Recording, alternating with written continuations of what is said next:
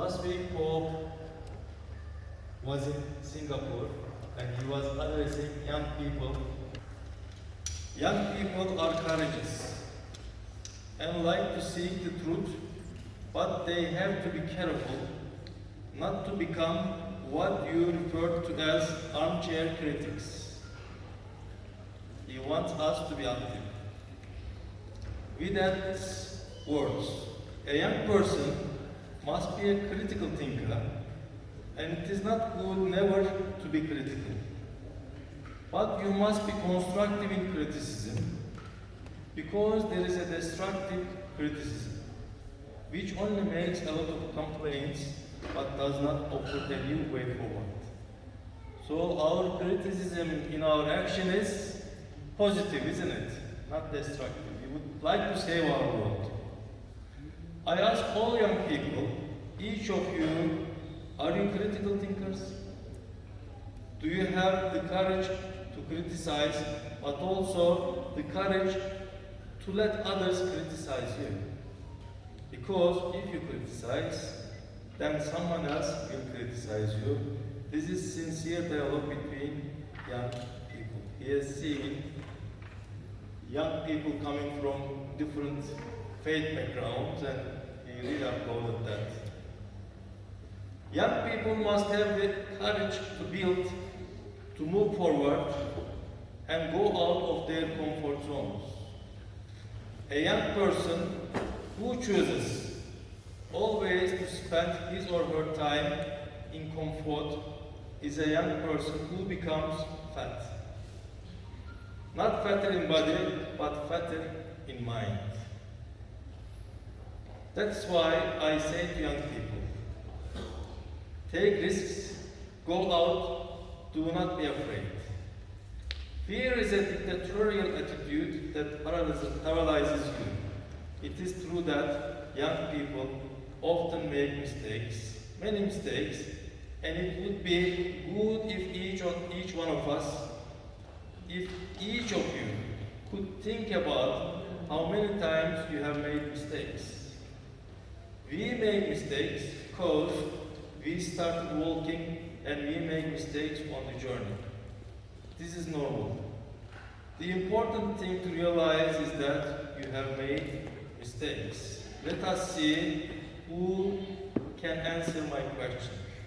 What is worse, making a mistake because I started to walk, or not making a mistake because I stayed at home? Everyone, the latter, a young person who does not take risks, who is afraid of making mistakes, is already old. Do you understand this?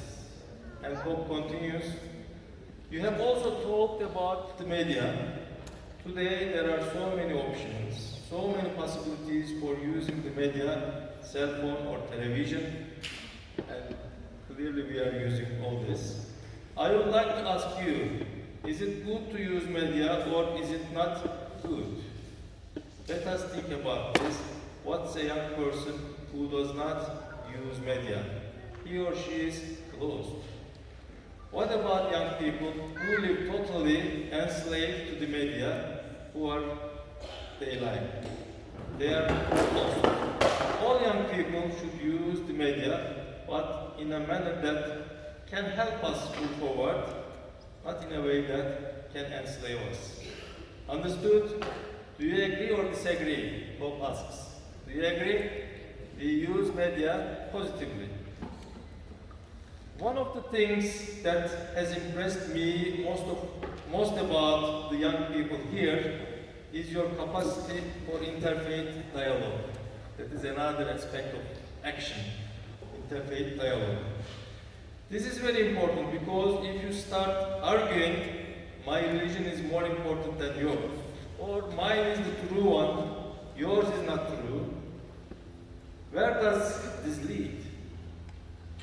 Somebody answer, a young person answers destruction.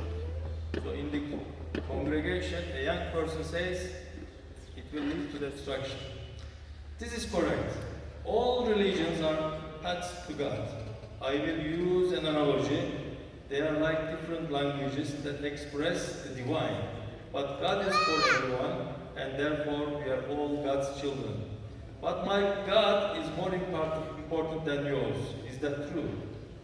There is only one God, and religions are like languages, paths to reach God.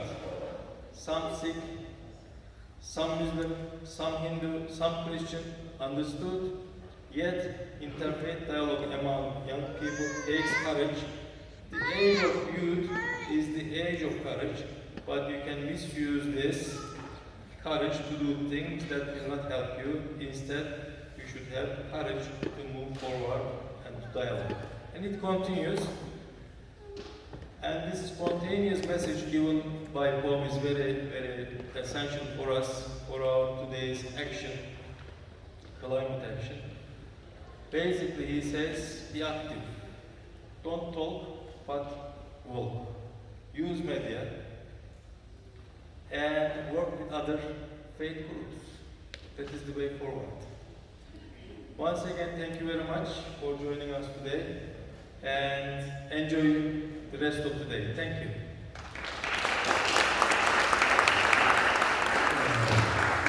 Thank you, Mr. Mustafa. I believe we can appreciate you with a very hearty clap.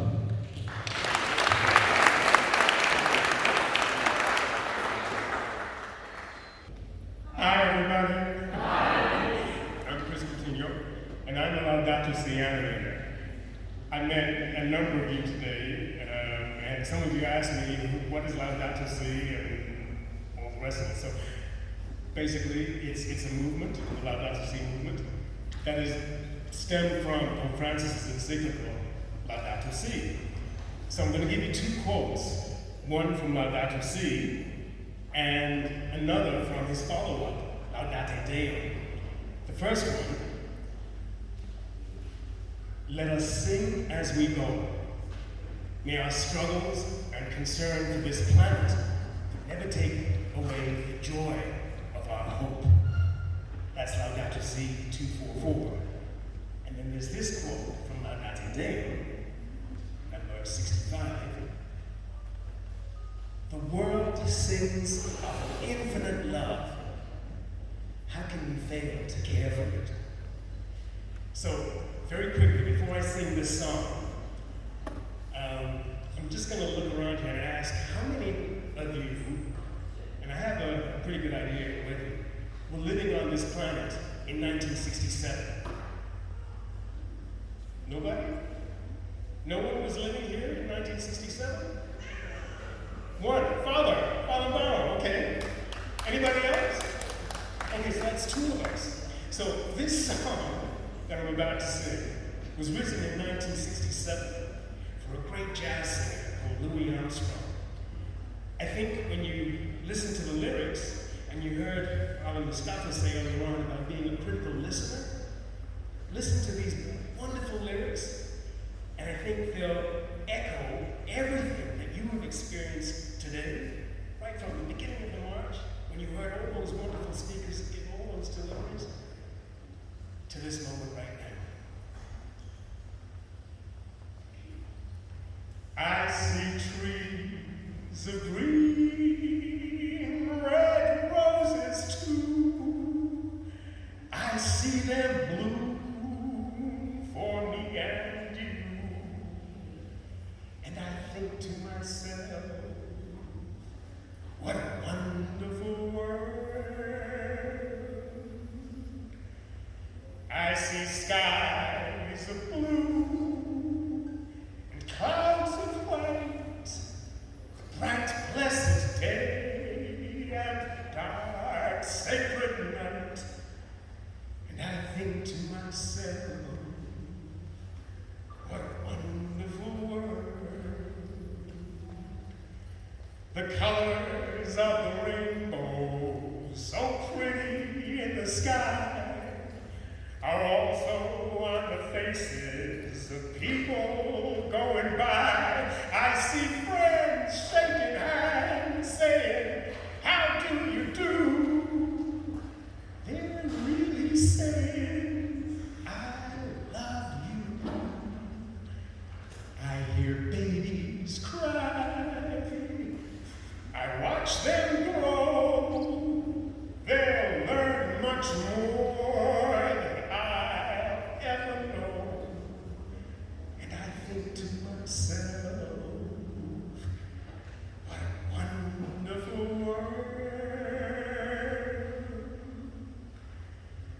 think to myself,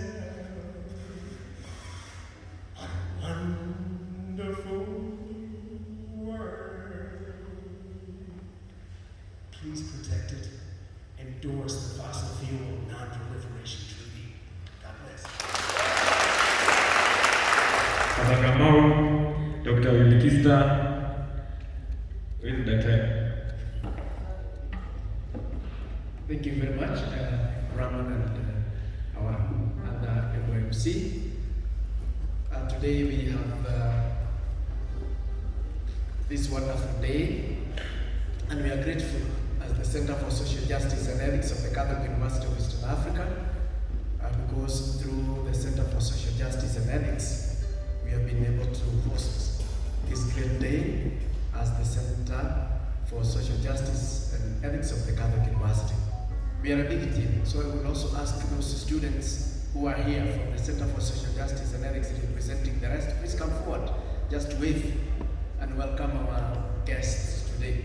Those of us who are here, and please come forward, because we would like to just wave on behalf of the Center Fraternity, our guests today. And I would ask Father Kamau, our Dr. Father John Kamau Joseph, to just say a word, also to greet the congregation. So good afternoon. It's a pleasure to have joined you for the walk. I wish it could be longer than that. Because some people were saying they were really tired. It was a nice occasion to greet our guests. So we are very grateful for your participation, and we encourage you to continue, and I hope, because I heard that Kenya is going to bring some call something on nuclear.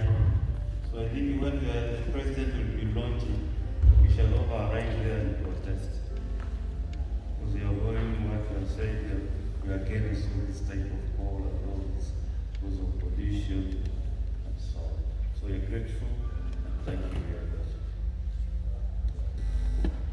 Thank you very much. So I'll ask Dr.